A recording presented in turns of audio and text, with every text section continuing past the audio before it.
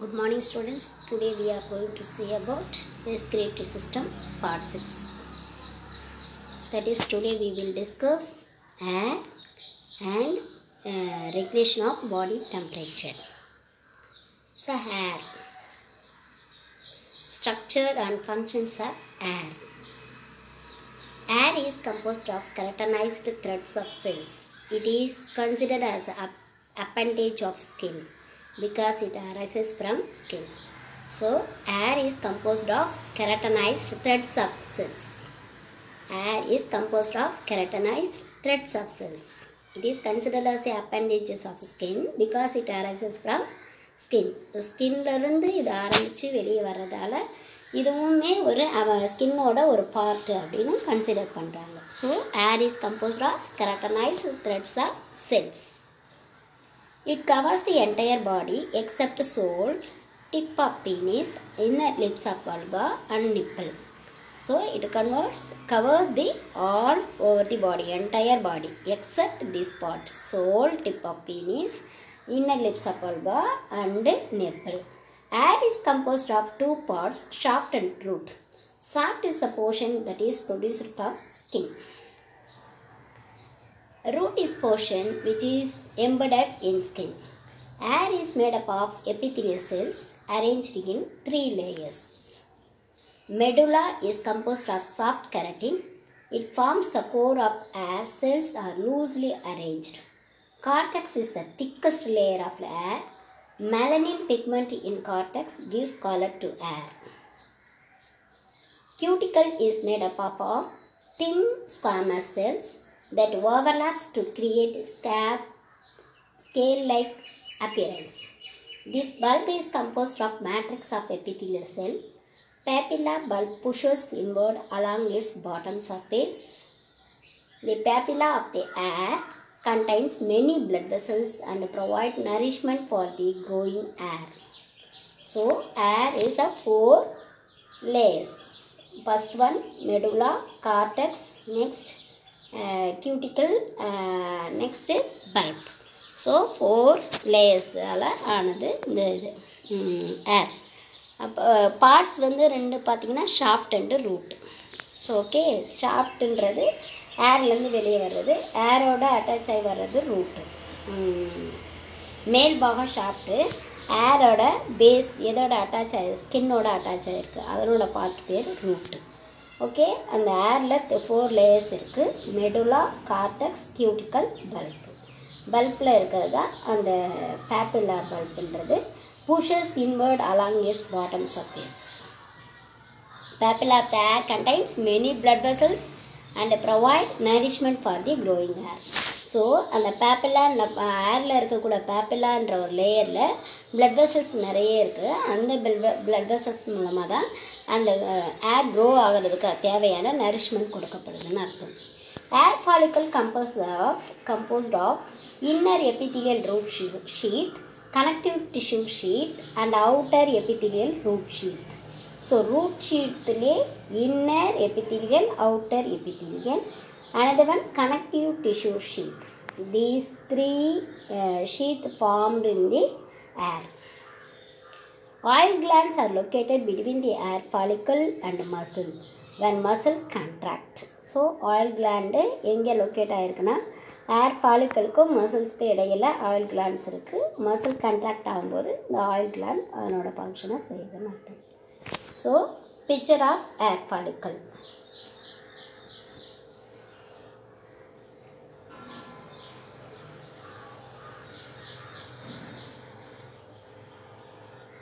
So நீங்கள் இந்த பிக்சரை வரைஞ்சி பார்ட்ஸ் குறிங்க நோட்டில். ஓகே, நோட்ஸ் எழுதும்போது எந்த ஒரு நோட்ஸ் அனாட்டமிக் எழுதினாலும் நீங்கள் ட்ரா பண்ணிவிட்டு அதனோட பார்ட்ஸ் மார்க் பண்ணிவிட்டு நோட்ஸ் எழுதணும். Okay,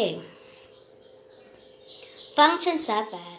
functions: protection in human being. Scalp layer provides insulation against cold air and heat of sun. So human பீயிங்கை ப்ரொடெக்ட் பண்ணக்கூடிய ஒரு ஃபங்க்ஷனை செய்யக்கூடியதாக இந்த ஏர் இருக்குது. Protection in human being. Scalp layer provides. Scalp லேயர்னால் இப்போது ஸ்கின் வந்து மேலே இருக்கு இல்லையா, அந்த ஸ்கின்க்கு மேலே ஏர் இருக்குது. அப்போ ஸ்கால்ஃப்ன்றது ஒரு மேலே இருக்கிற ஒரு மேற்புறமான ஒரு பகுதி. அப்போ கோல்டு ஏருக்கு அகேன்ஸ்டாகவும் சன்னுலேருந்து வரக்கூடிய ஹீட்டு இது பண்ணுறக்கூடிய ஒரு இன்சுலேஷன் அப்படின்ற ப்ரொவைட் பண்ணக்கூடிய ஒரு லேயராக ஸ்கால்ப் லேயர் இருக்குது. அப்போது அந்த ஹேர் அப்படின்றது இங்கே வந்து இம்பார்ட்டண்ட்டாக இருக்குது. It also protects from bumps. Eyebrows reduce the glare and prevent sweat running to eyes. So eyebrow glare வந்து ரெடியூஸ் பண்ணுறதுக்கும் அது இல்லாமல் ரன்னிங் டு ஐஸ், அதாவது ஸ்வெட் ரன்னிங் ஆகுதுன்னா அது வந்து ஐஸ்குள்ளே போகாத அளவுக்கு, கண்ணுக்குள்ளே போகாத அளவுக்கு தடுக்கக்கூடியது eyebrows. Eyebrows reduce the glare and prevent sweat running to eyes. Eyelashes acts as a screen against foreign particle. Eyelashes, so அதனோட ஆக்ஷன்னா பார்த்தீங்கன்னா ஃபாரின் பார்ட்டிக்கல் எதுவுமே உள்ளே என்ட்ராகாத அளவுக்கு ஒரு ஸ்க்ரீனாக இருக்கிறதா eyelashes. Tiny hairs in nostril trap dust particle in inhaled air. நம்ம சுவாசிக்கக்கூடிய ஏரில் இருக்கக்கூடிய டஸ்ட் பார்ட்டிக்கலை ட்ராப் பண்ணுற ஒரு ஒர்க்கு நாஸ்ட்ரிலில் இருக்கக்கூட ஹேர் செய்யுதுன்னு அர்த்தம். Tiny hairs in nostril trap dust particles in inhaled air. Other opening of body such as vagina, example anus are protected by air. So vagina, anus, these are all the organs protected by hair. That is opening part of the body. Okay.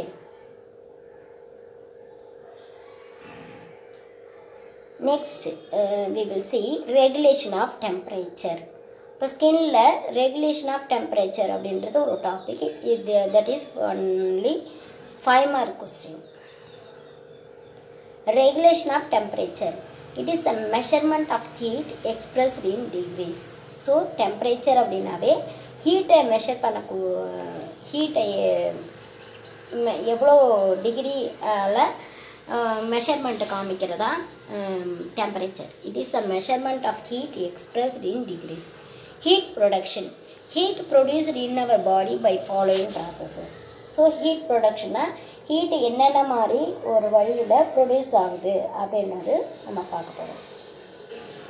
Oxidation of food, specific dynamic action of food, exercise, strong emotion. So these are all the factors producing of heat. So number 1, oxidation of food. Number 2, specific dynamic action of food. And another third one, exercise. Fourth one, strong emotion. Fifth one, hormones. Sixth, age. And seventh, other factors like sleep, malnutrition, starvation, fasting from skin. These are all the conditions producing heat. Okay. ஸ்லீப்பில் கூட heat produce ஆகும். Nutrition டெஃபிஷியன்சியான கூட ஆகும். ஸ்டார்வேஷன்னா நம்ம வந்து சாப்பிடாமல் இருக்கோம்ல, விரதம் இருக்கோம்னு சொல்கிறோம், பசியோடு இருக்கும் அப்படின்னா அதுதான் ஸ்டார்வேஷன். அப்போவுமே ஹீட் ப்ரொடியூஸ் ஆகும். அதுக்கடுத்து ஃபாஸ்டிங் நெக்ஸ்ட்டு ஃப்ரம் ஸ்கின், இதில் இருந்தெல்லாம் ஹீட் ப்ரொடியூஸ் ஆகும். Heat is lost through skin following means. அப்போ ஸ்கின் வழியாக ஹீட் வந்து லாஸும் ஆகுது. எப்படி ப்ரொடியூஸ் ஆகுதோ அந்த மாதிரி skin through the skin heat is lost. So number 1, radiation is a transfer of heat from a warm object to a cooler one without physical contact. எந்த ஒரு ஃபிசிக்கல் கான்டாக்டும் இல்லாமல் இருக்கும்போது கூலிங் டைமில் ஒரு வார்மான ஒரு பாடி இடத்துல இருந்து ஒரு ஹீட் வந்து வெளியேறுது அப்படின்னா அது பேர் radiation. Radiation is the transfer of heat from a warm object to a cooler one without physical contact. Body losses heat by radiation of heat to the cooler object nearby. அதாவது ஏதாவது ஒரு cooler object நம்ம பாடிக்கு நியர்பையாக இருக்கும்பொழுது அந்த ரேடியேஷனால் நம்ம பாடியில் இருக்க ஹீட் லாஸஸ் ஆகும் அப்படின்றதான். Radiation is a transfer of heat from the warm object to a cooler one without physical contact. That time only heat losses by radiation. If these objects are at high temperature, body absorbs heat by radiation. About 60% of heat is lost by radiation. இப்போது அந்த சமயத்தில் இந்த warm nearby cooler இது இருக்கும்போது நம்ம பாடியிலேருந்து வார்ம்த்து, அதாவது temperature high டெம்பரேச்சராக இருக்கும்போது அந்த ரேடியேஷனால் 60% ஆஃப் ஹீட் வந்து நம்ம வெளியேற்ற முடியும். இப்போ நமக்கு ஃபீவராக இருக்குது அப்படின்னா ஒரு சில்லுன்னு தண்ணியில் நமக்கு ஸ்பஞ்ச் பாத் கொடுக்கும்போதோ இல்லை நம்மள வந்து பாத்திங் எடுத்துக்க சொல்லும்போதோ அந்த கூலர் ஆப்ஜெக்ட் நம்ம மேலே படுறதால நம்மக்கிட்ட இருக்க ஹீட் அந்த ரேடியேஷன்ற ஒரு ப்ராசஸ் மூலமாக வெளியே லாஸ்ட் ஆகிடுது, அதாவது வெளியேறுகிறது. ஹீட் லாஸ்ட், இழப்பு.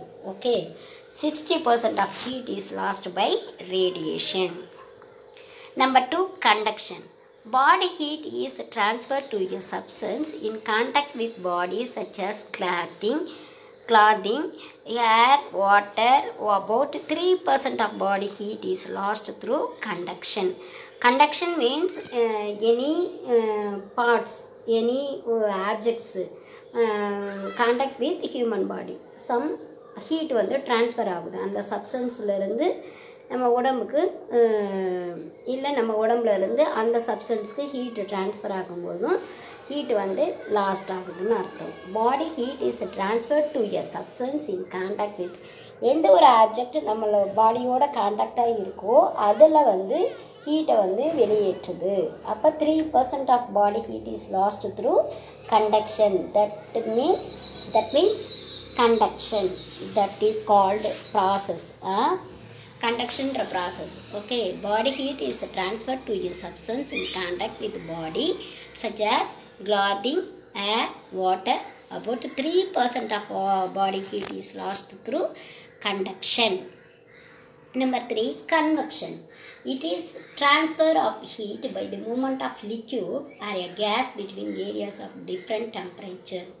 So heat வந்து some லிக்யூட் கேஸ் நம்ம உடம்புல வந்து ஒரு மூமெண்ட் ஆகுதுன்னா அந்த ஏரியாவுக்கு இடையில் டெம்பரேச்சர் வந்து டிஃப்ரெண்ட் டெம்பரேச்சராக இருக்கும். அப்போது அது ட்ரான்ஸ்ஃபர் ஆகுது அப்படின்னா அது பேர் convection. It is transfer of heat by the moment of liquid or a gas between areas of different temperature. When cool air passes over like exposed part of body, it becomes heated and heat rises as the convection current carry it away. Then cool air replaces it. About 1% of body heat is lost by convection. அப்போ நம்ம பாடி, அதாவது நம்ம பாடியோட contact பண்ணுற மாதிரி expose ஆகிற மாதிரி ஒரு கூலர் ஏர் வந்து பாஸ் ஆகுது அப்படின்னா it becomes heated and rise the convection. அந்த கன்வெக்ஷன்ற ப்ராசஸ் வந்து அதிகமாக நம்ம உடம்புல செயல்படுது. அப்போ அந்த கூல் ஏர் வந்து ரீப்ளேஸ் ஆகி பாடி ஹீட்டை 1% அளவுக்கு வெளியேற்ற முடியுது. அதுக்கு பேர் convection. 4th one, evaporation. It is the conversion of liquid to a vapor. ஏக்கு பக்கத்தில் space. Is the conversion of liquid to a vapor. அந்த லிக்யூட் வந்து வேப்பராக மாறுது இல்லையா, அதுதான் evaporation. This process requires heat. Every gram of water evaporating from skin takes with it about 580 calories of heat and 22% is being lost through evaporation. இந்த எவாப்ரேஷன்றது ஒரு liquid வந்து ஒரு வேப்பராக மாறக்கூடிய ஒரு ப்ராசஸ் தான் எவாப்ரேஷன் சொல்கிறது. அப்போ நம்ம ஹியூமன் பாடியில் சம் ஹீட் வந்து ரெக்யர் ஆகுது. அப்போது இவ்வளோ gram of water evaporating from ஸ்கின்ல இருந்து வாட்டர் வந்து எவாப்ரேட் ஆகி வெளியேறுது அப்படின்னா 580 கிலோ கலோரிஸ் ஆஃப் ஹீட் வந்து வெளியேறுதுன்னு அர்த்தம். அதாவது 22% of heat lost through evaporation. Next control of body temperature. இப்போது இந்த பாடி டெம்பரேச்சர் வந்து கண்ட்ரோல் பண்ணணும். ஹீட்டு ரொம்ப அதிகமாகவும் வெளியேறாமல் ரொம்ப அதிகமாகவும் உட்புகாமல் மெயின்டைன் பண்ணக்கூடியது தான் body temperature. So regulation of body temperature is under the nervous control. Body temperature is regulated by reflex mechanism. A center of control for this mechanism in the hypothalamus. So hypothalamus அப்படின்றது one mark question. பாடி டெம்பரேச்சரை regulate பண்ணக்கூடிய centre எது அப்படின்னு கேட்டால் ஹைப்போதலாமஸ்ன்னு நீங்கள் சொல்லணும். So is regulated by reflex mechanism. A center of control for this mechanism in the hypothalamus. This area serves as thermostat as it maintains the normal temperature. அதாவது நீங்கள் கூலர் ஆப்ஜெக்டில் இருந்தாலும் இல்லை ஹீட்டான ஏரியாவில் நம்ம பாடி காண்டாக்ட் ஆனாலும் சம் ப்ராசஸ்லாம் நடந்து ஹீட் வந்து ப்ரொடியூஸும் ஆகுது, ஹீட் வந்து லாஸ் ஆகுது. அப்போது அந்த ஹீட் லாஸ் ஆகிறது ப்ரொடியூஸ் ஆகிறது எவ்வளவு இருந்தாலும் அதை நார்மலாக மெயின்டைன் பண்ணக்கூடிய ஒரு ஒர்க்கை செய்யக்கூடியதான் தெர்மோஸ்டேட்டுன்றது. அது ஹைப்போதலாமஸில் இருக்கக்கூடிய ஒரு reflex mechanism that is maintain the thermostat. Thermostat means maintains the normal temperature.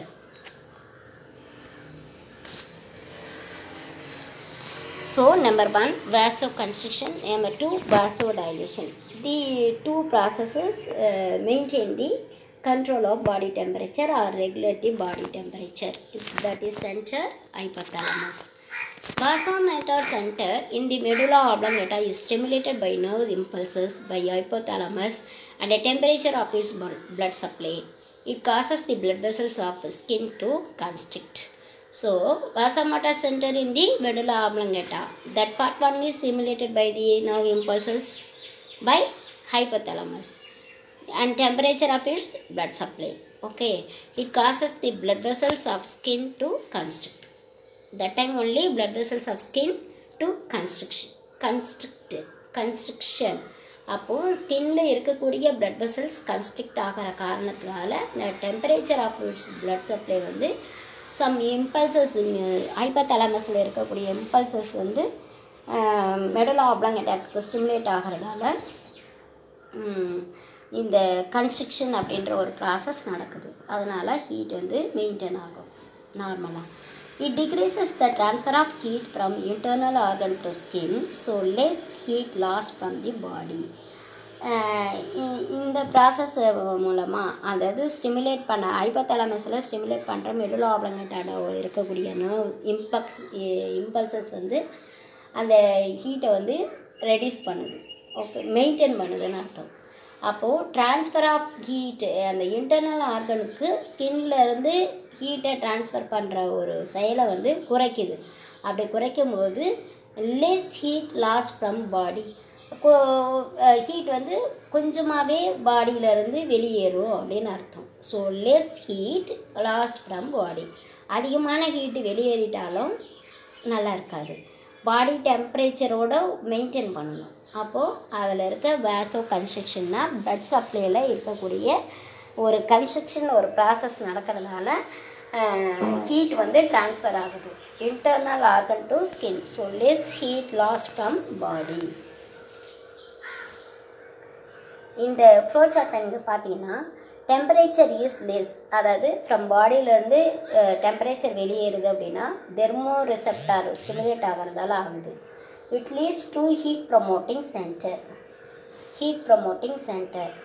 Vasoconstriction increased metabolism, shivering, high body temperature, and that homeostasis normal body temperature ஆகுது.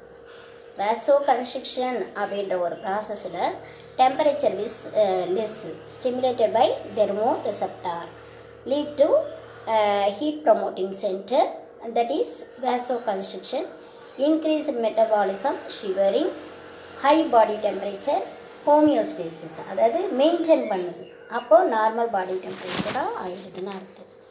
ஓகே, முதல் கம்மியாக இருக்கும், லெஸ்ஸான ஒரு டெம்பரேச்சர் வெளியேறது எப்படின்னா heat promoting சென்டரால்.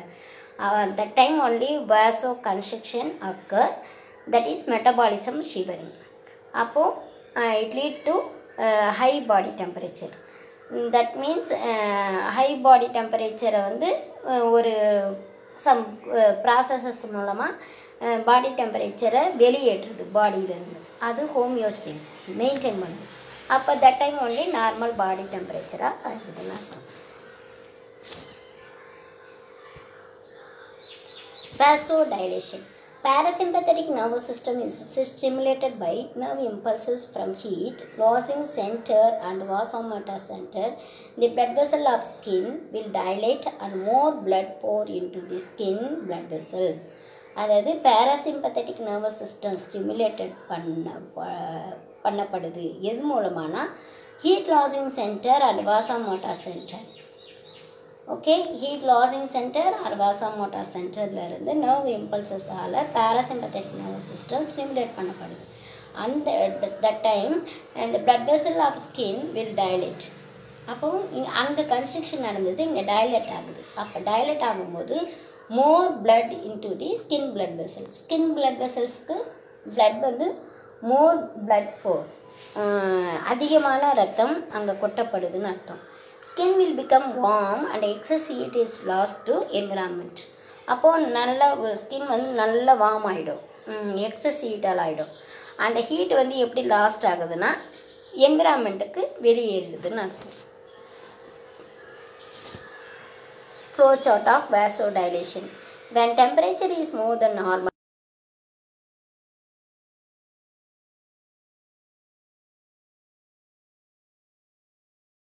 decreased metabolism, loss of heat from body, homeostasis that occur normal body temperature.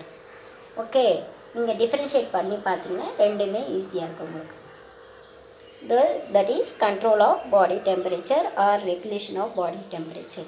5 mark question வந்துச்சுன்னா regulation of body temperature, நீங்கள் control, vasodilation, வாசோ கன்ஸ்ட்ரக்ஷன், இது ரெண்டுமே நீங்கள் சேர்ந்த மாதிரி எழுதணும். Okay, thank you. Study well.